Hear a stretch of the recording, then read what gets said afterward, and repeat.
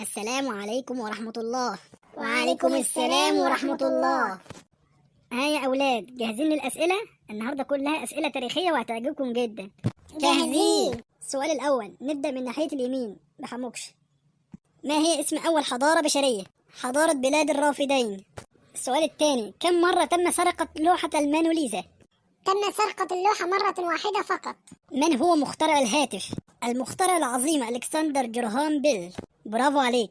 ما هو اسم مدينة اسطنبول التركية في الماضي؟ كان اسمها بيزنطة. من هو القائد الذي افتتح القسطنطينية؟ السلطان العثماني العظيم محمد الفاتح. ما هو أكبر تمثال مصنوع من النحاس في العالم؟ وأين يوجد هذا التمثال؟ تمثال الحرية، ويوجد في الولايات المتحدة الأمريكية. ما هي الدولة التي حدثت فيها أكبر مجاعة في التاريخ؟ دولة الصين الكبرى. في أي مدينة يوجد قبر صلاح الدين الأيوبي؟ في مدينة دمشق.